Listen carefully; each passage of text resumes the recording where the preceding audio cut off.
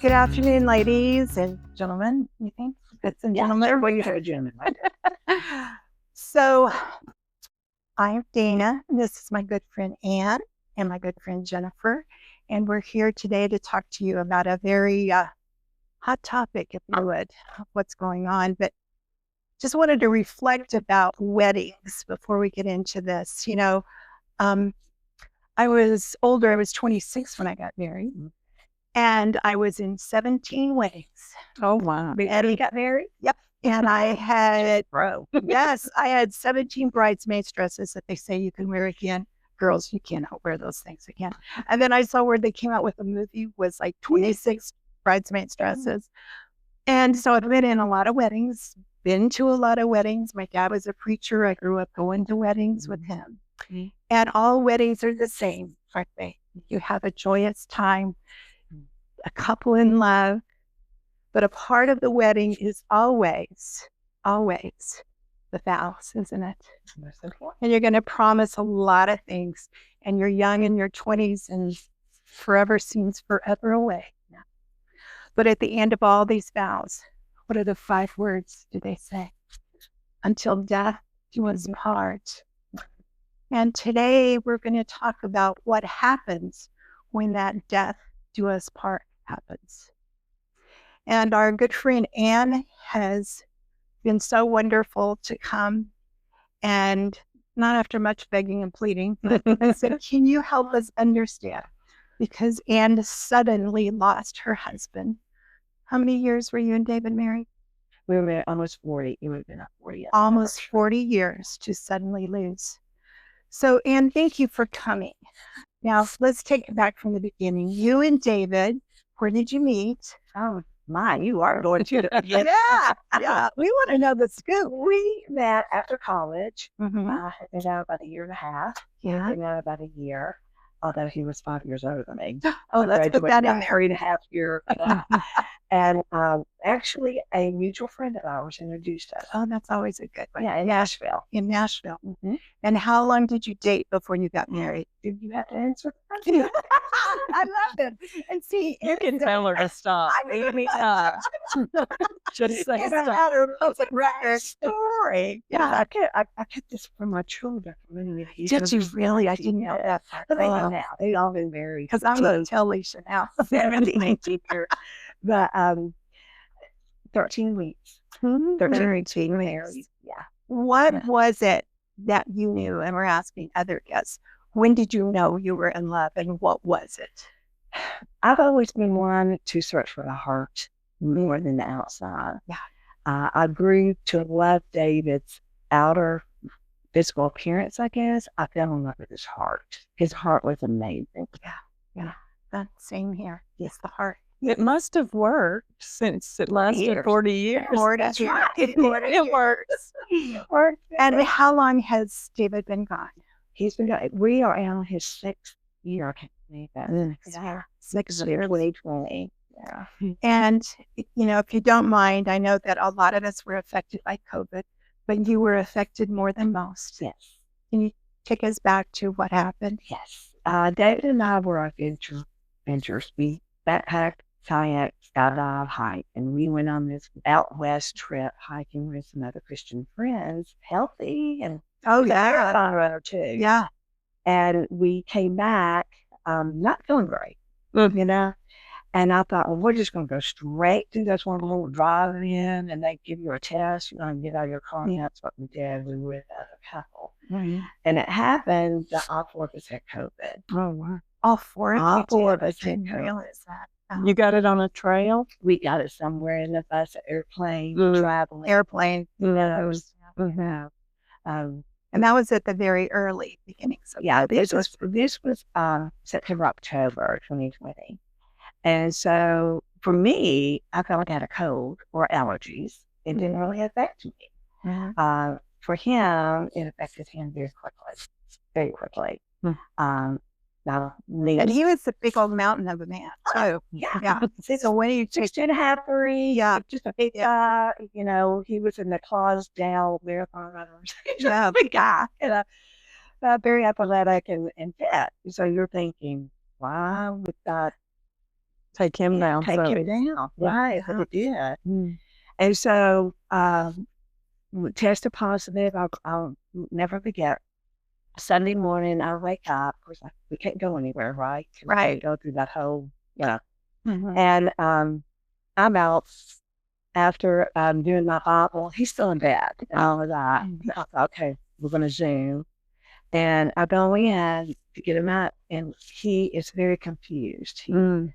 He knows me, but he gets out and he goes to his office and he looks at his copier and he's like, what is those lights? Oh, how frightening for you, Anne. Yeah. So he was completely disoriented. He was very disoriented. So I looked at him and, talked to him, look at his eyes. Of course, I was constantly taking his temperature and his oxygen level, the whole thing, all of that. And said, I'm taking you to the ER. So I called a dear brother in Christ that was a surgeon and asked his opinion. I said, do I take him here or do I go to Andy? Right. He said, Anne, it sounds like he could have a seizure, so you don't need to drive that distance by yourself and him having seizures. Yeah, that's for sure. So I went to the hospital here in Murfreesboro. And immediately, of course, we both had COVID. They put us in this little glass corner. And I'm looking up and I look up, we check in and then we put us in that little glass case, waiting to go in. And then I look at him and he's having a seizure. So scary to see. Right. Yeah, it is. It's scary. Oh, seizures are scary. And so immediately I run to the front desk and he's, I think I see him now. And they saw him immediately. And a lot of tests, they were, and he had just been, I don't know if I told you this thing. David had just been diagnosed. We were going to Mayo Clinic earlier in the year, and he went through 16 doctors, 92 tests. We found out he had a very rare autoimmune disorder called squirrel edema. And only 210 people in the world had ever had it. And it affects, you can have blood transfusions once a month to slow it down. And what I think happened, because it's very unknown, that the COVID went straight to his brain. Yeah. And they would not let me see him. That was the hardest. I could not be there. That's the worst. Didn't understand that and all of that was going on. Yeah. They put me out in the hallway, the ER hallway, while they were running all the tests. And I mean, literally, I was on my knees at the bench praying. I was texting other elders. He was an elder at the time, texting the elders and everybody I knew. Of course, they wanted to come in and comfort me, but they were not allowed to. Yeah. I had So you were there by yourself? I was by myself. Yeah. But not with him? No, like really by yourself. Right. So it's like a double whammy. He was going through it alone and you were going through it. Yes, because I could hear him yelling. No. Oh, yeah, that's so hard. Okay. So he was at the hospital for 2 days. And I had a dear Molly, that goes to church with us, was a nurse there. And she was on the floor about him, and she would go in like several times a day and check up on him. She wasn't really allowed to do that. But that's Molly. We won't tell. Don't say her last name. No, I mean, it was on her brain. Right. And she would text me. And the hardest thing was because it went to his brain. He kept wanting my name. Where's Ann? I want to go home. And then he got, because they wouldn't do what he wanted. Yeah. He got defensive. And he wanted a nurse. And didn't know what he was doing. Yeah. And then that's when they handcuffed him to the. And when Molly came out of my skin. Yeah. And you couldn't fix it? I couldn't fix it. I did call this CEO. We were friends with him. I called my senator. Good for you. I'll call everybody. This is a very bashful woman. Yeah. Not proactive at all. Yeah. Because another dear friend of ours, Frank, is a flight nurse, and he was trying to get us at Vanderbilt. And Vanderbilt kept telling us we had no bed. And I kept, nobody had that. we'll see about that. So I kept calling all the power I knew, Frank did the same. And literally in 48 hours, we had him on a life flight to Vanderbilt. When we kept. Was he on Frank's flight? Did Frank get the flight? No, but Frank, it brings tears to my eyes. Everywhere he went, people that could be with him video, so like Bluetooth and video, so I would have it. And Frank had videoed. Frank was with him while they were rolling him into the helicopter. Frank was talking to him in the hotel. No, well, David, we're going to get you healed. And get you healed, And Frank's so good about that. Oh, he's great. Great at his job. He's great.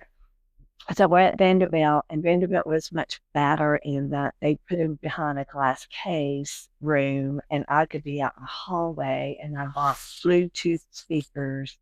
I decorated his whole room. Everybody's rooms were like, and then you got to David's room because it was just verse after verse after verse. Decorated it with verses. Yeah. What a great idea. Yeah, they helped me, and I didn't know, I prayed, of course, God can do anything, so I prayed constantly to heal him. And so I had Bluetooth earbuds with church music, I could. Do you remember any of the verses that you put up? One of his favorites was in Isaiah, with the wings up like an eagle. And then in Psalm 62, when it talks about God is my strength, my fortress, my leader, my savior, that was up there. It is well with my soul was his favorite song. So that whole thing was up there. So were you writing it on the wall, or did you print it out? I had more different. I'll tell you, brothers and sisters in Christ. I've not done this without them. Yes. More dear friends, Abby and Tina and Alex. They did big poster boards and they wrote. I wrote some, they wrote some. So we wrote enough that the cover was covered. What a great idea, ladies, for you could help in other situations, not like this. Just to go into, bring cheer into, because those hospital rooms are drab and awful. And I'm sure that brought comfort to Dad. Yeah. And, who knows, it was good testimony for that. Well, yeah. I mean, most of them are not. What could be bad about that? Yeah. So I had all the other elders to call in twice a day to talk to him so he could hear him on the Bluetooth. Hey, David, we're here, we're praying. Oh, that's wonderful. Another great idea. And just don't know what they can hear.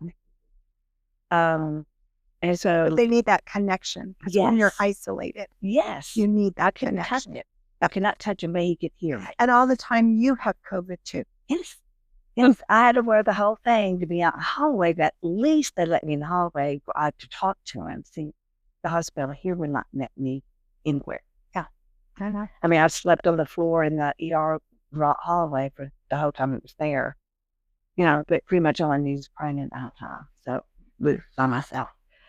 So this was better. And then my daughter and my son, they would let them be in the hallway with me when they were in town. Could come in town and be there.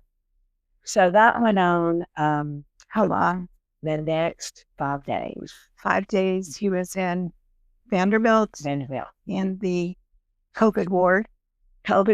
And a special ward of, it wasn't just COVID. There were other people that were ICU, I guess. Anyway. Was he intubated by then? Yes. Yeah. So he couldn't talk. Yes. He was totally on the machine. Okay. And I could see his brain waves. He was constantly on seizures. Everything that came in would not work. So he was seizing most of the time. Really? Yeah. So sorry. Yeah, it's hard. I know. I had to watch that. Being so honest with her. Very hard to watch. So in those moments when you are completely helpless, to help someone that you love and have been with for so many years, what did you notice about how God was holding you up? Or did you notice? What in the moment did you notice? What did you notice? Absolutely. Through this whole journey, I read Psalms 50 times. I lived in Psalms. And one of the verses all and stuck out to me. But one of them was, the best sacrifice for the Lord is a contrite heart. Mm-hmm. And God broke me. Totally broke me. But when we break, we get closer to Him. No, I'm not finished. Okay. I'm trying to keep my Composure. Okay. doing what broke me to remake me. And in that breaking of that moment, I felt His presence of peace. Because I know how much I prayed, I had journaled, I didn't get to that part of how much sisterly love, help I had at home. And I had prayed so hard and so long, I didn't sleep. And so I had a nurse of 22 years experience, head nurse in Pittsburgh, flew down and stayed with me that time. We had a notebook about that thick of everything he was taking. We would have conference calls 3 times a day to all the nurses and head doctors. And she would speak out the nurse language that I don't know, all the drugs I don't know. And she would argue with me, well, that's going to conflict with that. Yeah. So I had her there the whole time. What a true friend. Oh, that is. I could never repay. Oh, no, you can't. Friends. And then I had 2 others, either bringing food in or staying with me and making sure, things got taken care of that needed taken care of, because I had my businesses still going. Life goes on. Life goes on. Bizarrely. The original question, how did God? I felt God's presence, and I felt His strength within me. The chaplain at the Vanderbilt kept wanting to meet with me, and I would meet with her trying to teach her. Right. She was appalled. She's like, I'm here to comfort you. And I said, but let me comfort you. Wow. Yeah. So it turned it around, and then she finally left me alone, because it's like, okay, I got to get to other people. Yeah. But, you know God's strength the most when you're the least. And I was broken and helpless. Yeah. Totally helpless. Yeah. As you're saying that, it makes me think about a verse I had written down earlier. In Isaiah 41:14, I'm the one who helps you, declares the Lord. Fear not, for I am with you. Do not be dismayed, for I am your God. I will strengthen you. I will help you. I will uphold you. And I think we had that as well. Oh, it's beautiful. I think Alex. What a promise. And you lived it. Yeah. And every that's a great point, because every poster that we had was a promise. And he kept them all. He keeps them all. He keeps them all. It's beautiful. Even in His death, when you're praying, Lord, even if it comes from in a wheelchair. Yeah. That's where you go. Sure. That's the reality. Bring it home. Right. Yeah. And you were there for that. So you're telling us all the wonderful things that people did right for you. Right. But if you could change anything, what would you change during that time when he was in the hospital? Me? Yeah. What advice would you get for another woman who's in this position? Dave, we all got sick suddenly, and he died suddenly. I mean, we're talking about 8 days. 8 days from the diagnosis. That's the diagnosis of us hiking. So from the trail, canyon, to the death was 8 days. Wow. Where you feel like you're both healthy and then you're not. So every day is precious, and you live every day with your spouse that it's going to be the last one. Yeah. Because you do not know. You don't. And I often wonder, what was my last words that he understood? Ooh. And the best I can tell was before they made us depart in the ER, is, babe, you're sick. We're going to heal. We're going to get you better. And I'll take you home. And I love you. And God's got this. And I think that was my last words before the doctor said, get her out. And I never saw him again. Wow. I never saw him. But those are wonderful words. Those are really, really wonderful words. So I got to say, and I think he understood those, Yeah. And there's so much between a husband and wife that's unsaid. that I'm sure that body language and that touch, Yeah. because you were able to touch him at that point, right? Right. That was the last time That's what that that Yeah. conveyed all of those things. Yeah. You know, I'm sure you had told him before, you've got this. Right. On other Yeah. things, other challenges Yes. he's had, Yes. and that's wonderful. But those are wonderful words to remember, Yeah. that you do want the last words to your spouse to be just Something beautiful. beautiful. And that was a gift God gave. I just never dreamed he would come out. I know. Never, No. never. And then he No. was just We don't. We don't. In thinking about the words, something I thought about as I considered your experience, your last words were very important. Obviously, you would have also been thinking about things that he had said to you. And then afterwards, I think it seems to me that would be a time when you're maybe more open and really letting in what people are saying in a way. Were there things people said that maybe really helped, or things people said that really didn't help? Some kind of advice you might give as someone walking through that to people who are talking to a person in your position. Well, through the journey, after he passed and through that journey, yes, there were things that were said that people meant, they always mean well, you know that. Yeah. Or so they say. I'm kind of the opinion that they always say. But sometimes they'll say things like, I perfectly understand. You know, I don't. I don't think, No, you don't. no, you don't. You know, but you don't say anything. You're polite and move on. I remember that was said to me often. And then, So why does that grate?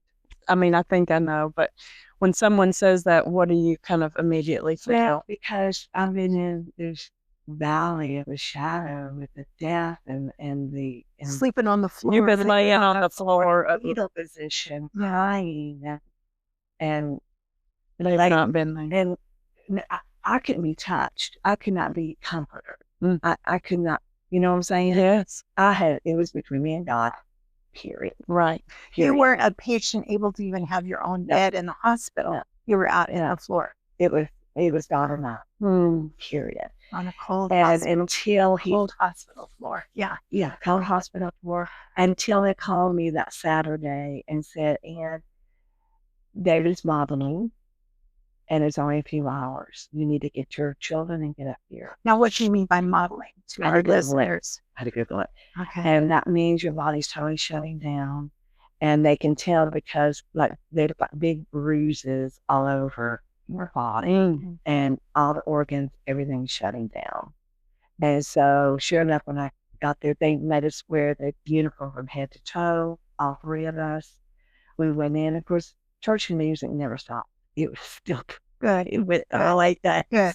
Good. So we walked into that music. And As spacemen, because that's what the hoods Spacemen, and yeah. everything. got It the was whole 9 yards. Singing hymns as space Singing people. hymns, and his favorite hymns, all three of us, holding his hands. First one, he's had to touch any of us.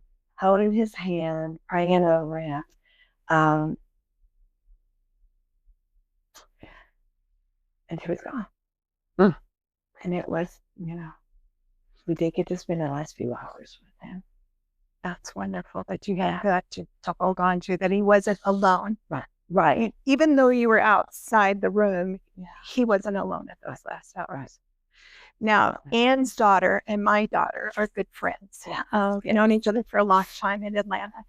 And when this happened, my daughter called me and she said, "Mom, we're coming up with a bunch of other girls that were good friends of Alicia. And I made tacos for them, and we went to the memorial service. I'm going to tell you about my friend Ann. The place was packed. Jennifer and I were talking the other day. She thinks she was there because it was like there was a line, a very long line. It was like Disneyland on steroids. Only it wasn't a fun thing. But you would go this way, and you'd switch back and switch back, and we got to talk. And at the front, Was Anne. Yeah. And every now and then the doors, the double doors, because you were taken down a ways. And then Anne was there with her children and all to greet. And every now and then the doors would open up and you could catch a glimpse. And every time I saw you, darling, you were smiling and you were comforting everyone. And I looked at my daughter Nicole and I said, okay, I'm not going to do that. I'm a strong woman, but I don't think, and I was so impressed because at that time we hadn't had the time that we've had since his death. So we didn't have that much of a girlfriend sister bond. But still, you scooped me up in love and was like comforting me. And I'm like, no, what can we do for you? And so she was the model of graciousness. She was the model of a woman who's had a wonderful marriage with a Christian man. And you were rejoicing at that moment. I know you had a lot of hard times, but at that moment, she was showing us what I think God wants us to be. And that's a pattern that I think of often. And I know, and we'll talk about how you can go into a depression, but at that moment when David needed you, this was your last stand as his wife, right? And the pictures were all around of him on top of mountains. It was great. It was great, everything. But I was so impressed with you, and I know you crashed after that. Anybody would. But at that time, you served your husband so well. David would have been so proud of you. We all were so proud of you. How did you do that? I'm going to tell you guys, the inner peace God gave. Were you just praying constantly? I was either crying or praying about it constantly. I knew the pain and the loneliness David had felt as 8 days was gone. And he was in a better place where I knew that. I knew my children were standing beside me. I wanted to show my faith to them. I wanted them to see God through me. Yeah, you've got to do that for your children, don't you? Yeah. Well, as you say that about wanting your children to see your faith, that's something I thought of seeing you that day, was here is a woman who is embodying.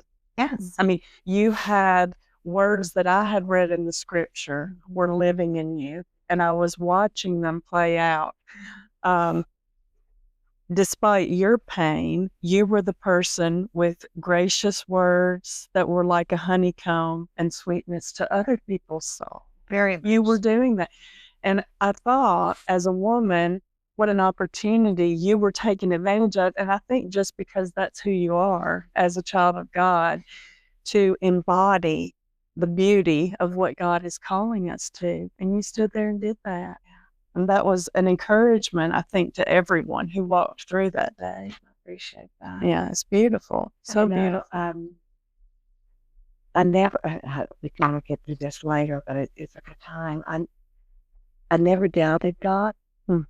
He answered my prayers, not how I wanted them, but he did answer them. I remember through my grieving journey, only one time could I say, why him? Only one time. And that was Satan. And I never asked him again. I never thought it again. Because you recognized it as Satan? Yes. Yeah. I recognized you go down that path. You were in that path Satan wants you to be in. Can you explain that a little bit more? So what do you mean? You're saying, like, why did this man have to die? Or like, why me kind of thing? Both. Okay. Why did you take my husband? He was a wonderful elder. He was one of the pillars of the church. We were good as a couple teaching marriage classes and living in your kingdom. And we have, you went and lived all over the world. We were living all over. We were doing why that, or why me? You left me alone, and you get into the why, which is a spiral. It's not good. It doesn't help you. Yeah. And I knew God knows that God has a plan. God knows what he's doing, of course. And then I want to say something, and y'all may not understand that. Okay. Mm. And I think, no, I know God knew that was the best thing for me at the time. Oh, Because He was breaking me and remaking me. Mm. he broke you. Completely. Mhm. Totally broke me. Yeah. I mean, you, I can use you as a vessel better in my kingdom, but you need to be remolded. That's not fun. No. And that's what it took. Many, many, many hours and weeks and months of prayer. I can do that. So at the end of all this, you see you're closer to God Oh, and you're just a different I've person. always been close to God, but I intimately close to God. Intimate. That's the I am difference. huge. Close to intimacy. Yeah. It's a huge. It's not like God's around here somewhere, but you're with God. That's right. Yeah. You're one and the same. Exactly. That's beautiful. Exactly. Very beautiful. God knows how to do these things, but walking through And it, it's painful. I'm hearing you saying, this was so hard. Right. So Right. hard. Look at, Look at what he did. Yeah. Okay. And God is doing it every day. oh, uh, it's definitely a God prophet story. It's definitely a God story. When you hear our whole story, it's just, and every time I tell it to somebody, they're like, wow. Wow. Wow. Wow.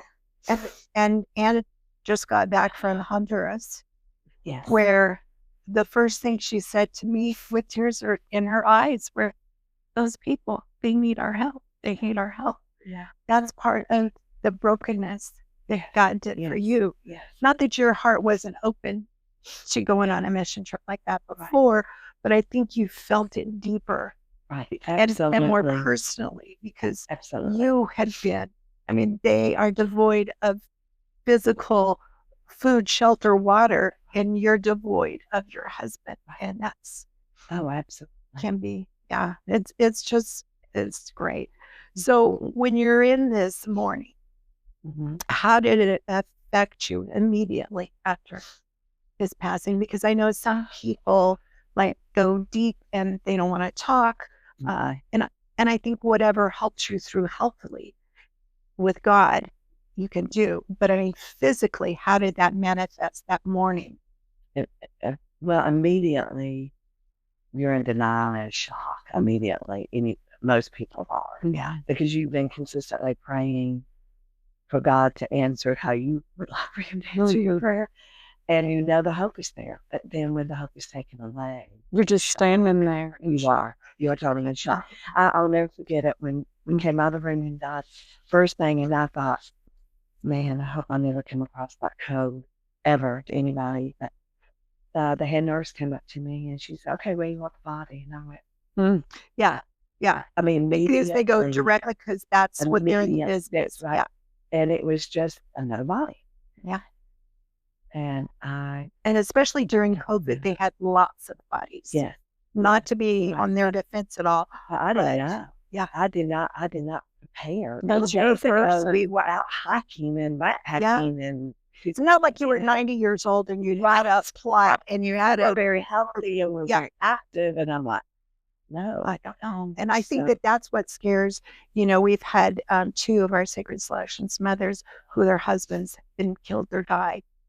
And they're in their late 20s, early 30s. And they're the same, just like a traffic accident, and you don't have.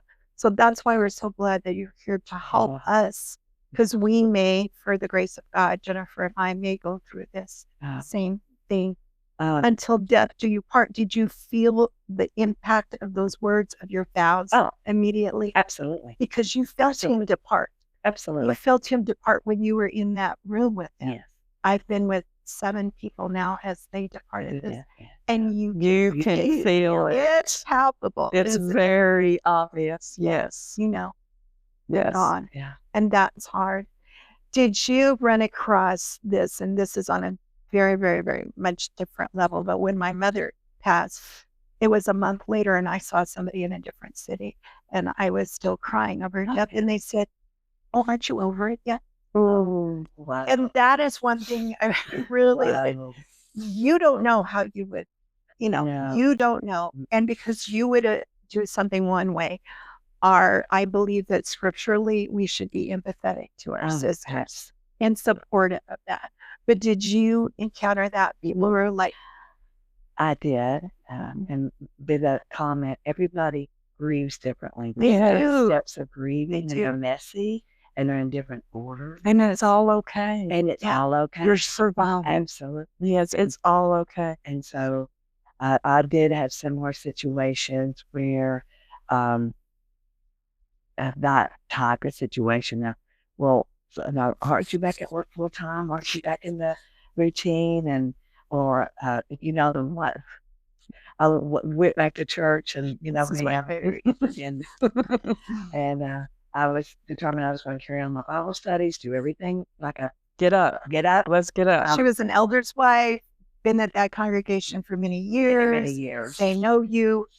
And so But they don't marched myself backward, and we sat toward the front, third, and one of the elders came in and goes, you're probably going to comfortable sit back here with the widows. Absolutely not. Did you hear that with the other widows? Like now you're a subset group and you belong back. Yeah. And just the audacity of putting you to the back of the bus. But you know what didn't mean anything bad. No. He was trying probably to be thoughtful. He thought that This is going to be too painful to sit where you used to sit. And you'll be by yourself because they not sitting here, and then another family sit over here, but we were here on the aisle front third.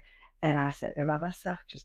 But that's personality based and that's relationship based because, like, I think about when my father died, my mom could not sit in their seat for 4 years. Wow. 4 years. She went to the cryo room, and that was okay too. Yeah, But that's what she had to do, and you had to do something different. But just so if you want to know the correct answer to that question, he should have said to you, where would you like to be seated?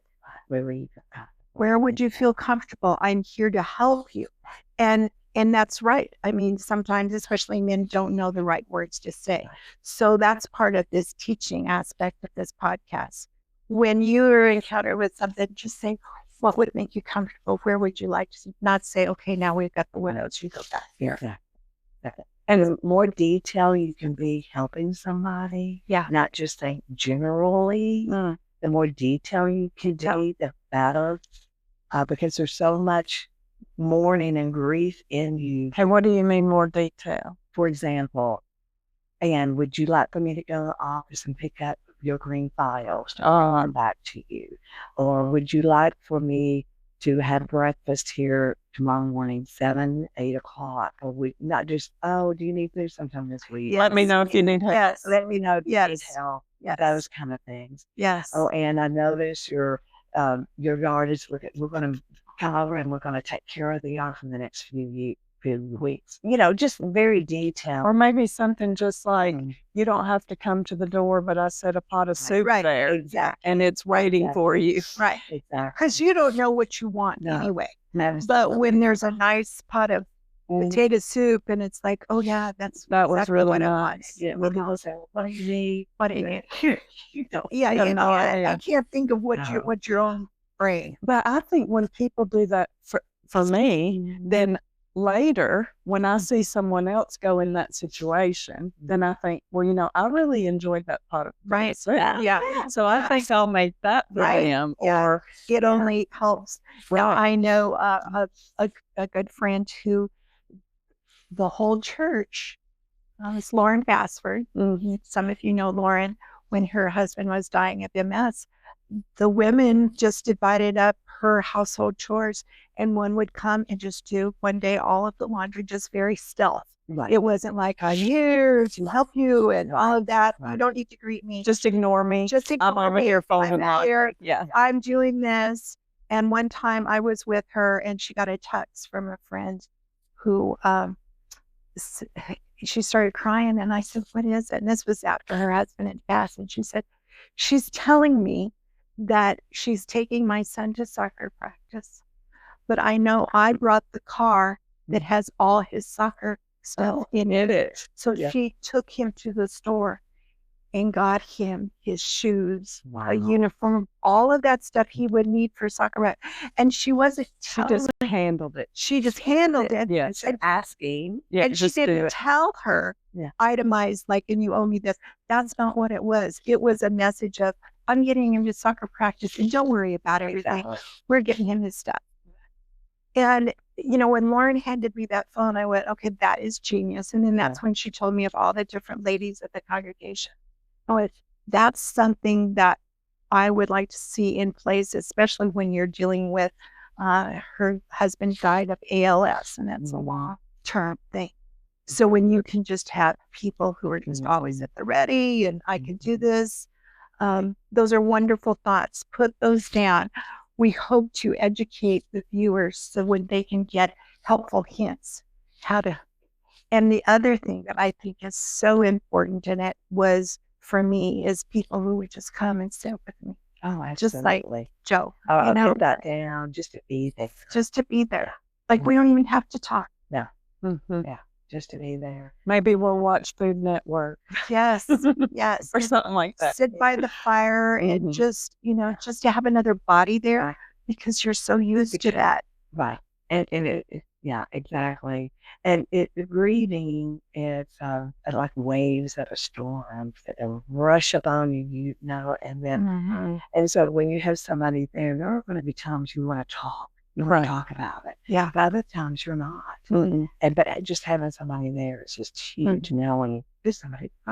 Sorry, one of the things I want to tell the audience that I did right, and I'll give God the credit on this because I mean I'm intelligent, but I'm not that intelligent. This is above your school, right? Well, when you're like we just said, reading's messy, and when you're in it, sometimes you're not thinking exactly clarity. But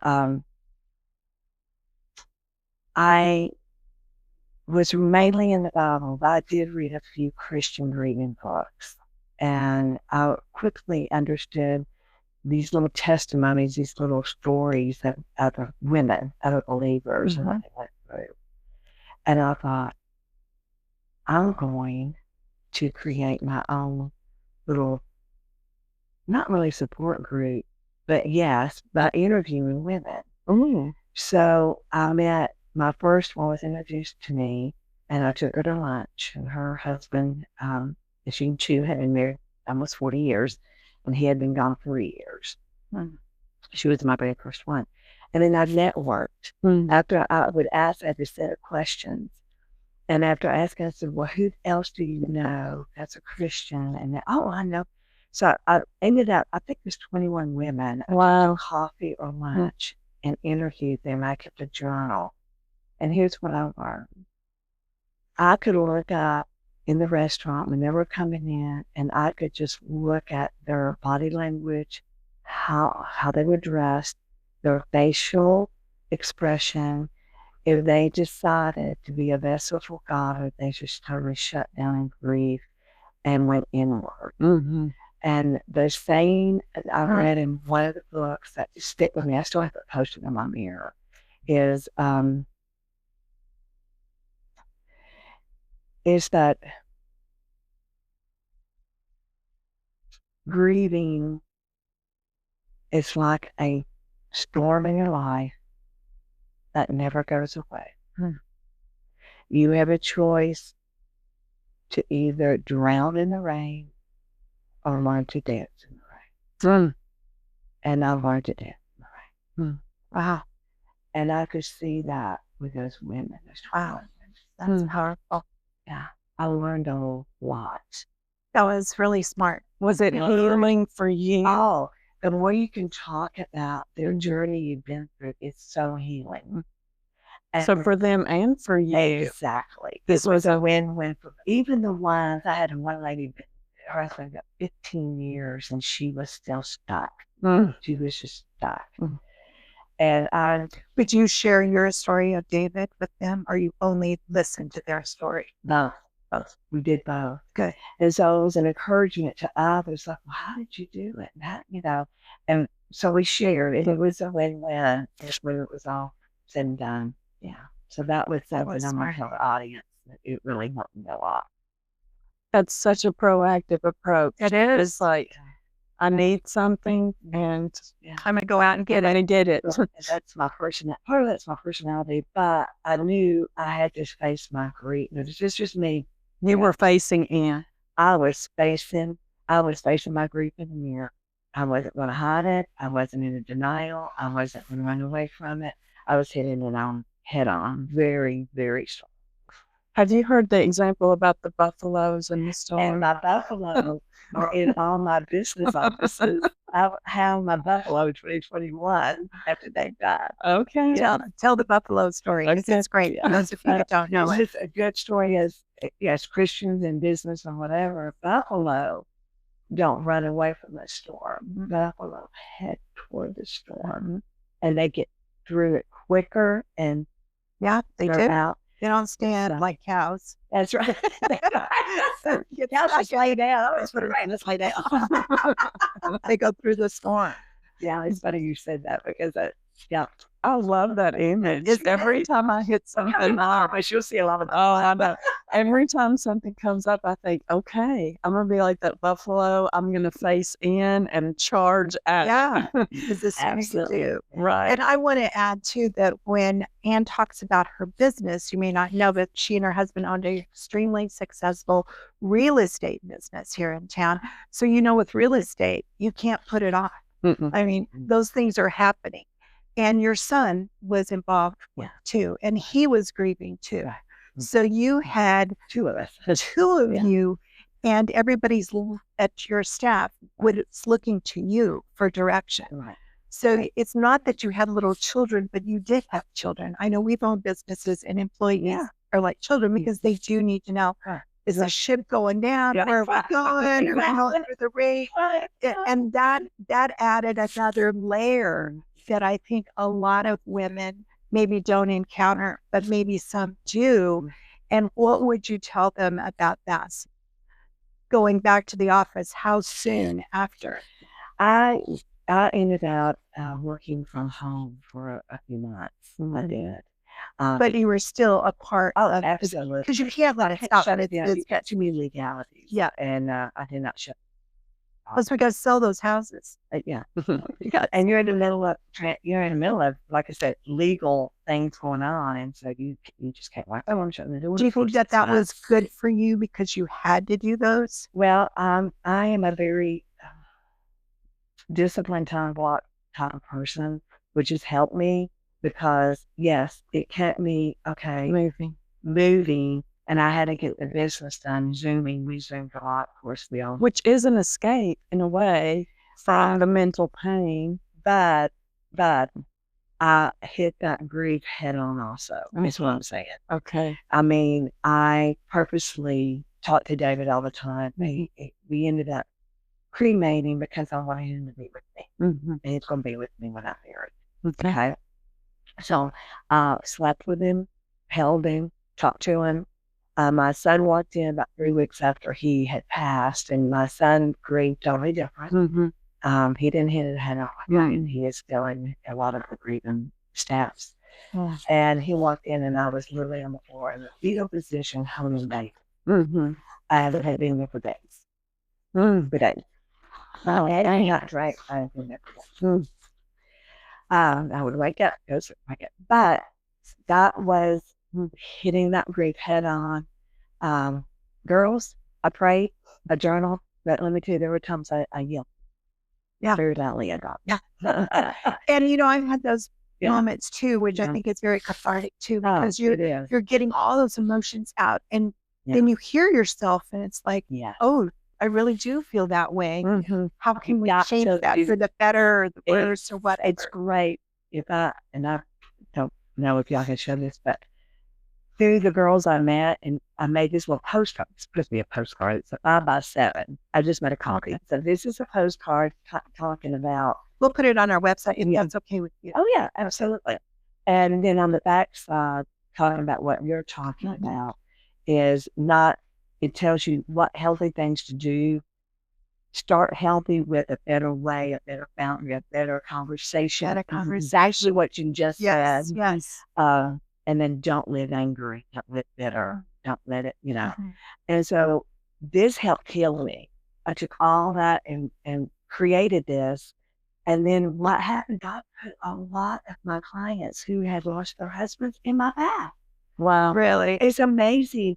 I think I printed out 500 of these little postcards and gave out every single one. Wow. That's incredible. Isn't that amazing? No, it's So God. used me. God used you. That's part of that brokenness. That's part of the brokenness. And that's part of you being a comfort to others as God has comforted you. Yes. It's a full circle around. It is. And I look back on that and I told Dang another day, I need to order some more of these. But but the opportunities God put in my path were just uncanny. I'm like, I've got something for you. And I get in my briefcase and I bring it out and I tell them the story and give it to them. And they would be like, Death touches everybody. Yeah. Death touches. And that's when we can talk to them about God. Right. Because that's when we're vulnerable. Right. That's when, well, it's between you and God, right? It's between you and God. There's nothing else. That's it. Yeah. When my mother was in the facility for 6 months before she passed, she was talking and preaching to every nurse, every doctor, every rehab, even the lady who swept the floors and just, do you know God and wanting to where when she was in that last 48 hours of in and out of consciousness, those same people came into the room and they would say, I loved being by your mother because I felt God. Mm-hmm. And I said, that's the most wonderful thing you can say about my mother. Excellent. And that's what you were doing. You were showing people, this is how I'm getting through this, is with God. Does it still hurt? You betcha. So, I mean, it's been 6 years. It still hurts. And it still hurts. And I cried. And yes. And you had children to do, even though they're adults. Mm-hmm. But then you had grandchildren. Yeah. And at the memorial, I remember with the grandchildren because you're a Sacred Selections grandmother. Yes. So 3 of them were mine. Yes. And just seeing them trying to take in what was happening here and just the love that was over them. And your kids have done a good job, So I'm just very proud of you on that. Thinking about how you got up and began to move forward. Right. Because obviously we're 6 years later. Your life looks very different than it did 6 years ago. Initially, if you can recall, I know you interviewed all the other women, so you started networking, reaching out. You made charts about it. And I handed out charts, networking and charts. But just for your self-care, what kind of things did you do to just sort of, okay, I'm going to try to start re-entering life. The world. Yes. And part of it was interviewing these women and reading. I was constantly in the Bible or reading about grief and better, how am I going to get through this messy journey and what's the best way to do this messy journey? And in that, I never quit. I think I only quit going to the gym for 3 weeks. I started kickboxing because you do have some anger. You're human. And punching bags are fun. It is fun. I got out some frustrations when I found I would be literally in the middle of class puncher, and I told the instructors, this is what I'm going through. It's what, they understood, because there would be a few times I would break down in the middle of class. I had to go back. I was crying. I'd come back out and I'd punch the bag again. But I say that in that, yes, I had a fetal position for 2-3 days for it, and yes, I cried every night. And ladies, God has your tears in a bottle. Yes, I love that verse. Yes, it's a beautiful. He knows every tear we've ever shed. Yeah, I'm respectful about the hair on my head, but I love it too.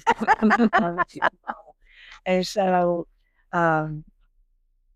when did I decide to I never stopped. I never really stopped. Yeah, things changed. But you didn't allow yourself I never allowed myself to totally stop. Okay. If that makes any sense. I mean, I guess the first week, because you are Well, it's shock. regret that you're trying to get over the initial And you've got shock. so many decisions to make. So the first, Where, what do I That do is with the it. body, and what are you gonna, like the nurse said? oh, right, exactly. The first That's 2 so weeks, hard. my daughter is very organized and she's a good researcher, so like your daughter. And because my husband I owned 2 companies, he had 2 companies. Well, I didn't have every password to everything, and we had to break in and figure all that. Sounds familiar to anybody out there?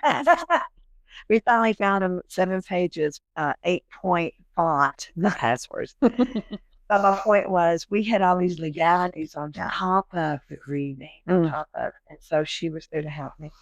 But I never totally stopped. I would say that first 2 weeks, I didn't go to the gym. I didn't do, I was trying to figure out, like you said, all these decisions. Yeah. Got to make. Major decisions that you can't go, well, maybe we'll put it off a week. No. No.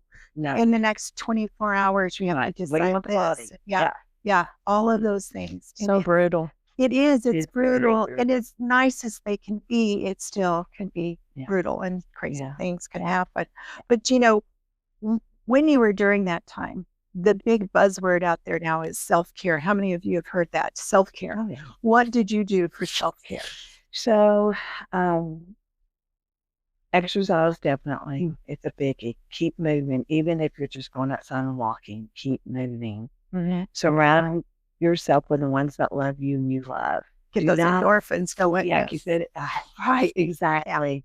Do not shut up. Don't go inward. No. Of course, I lived in Psalms. Psalms is my favorite, but live in the strength of the Lord in the Bible.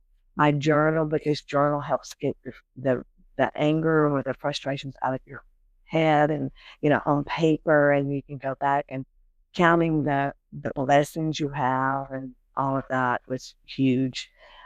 They say, I listen to music. I'm not a huge music person like Damon is, but I started listening to more music.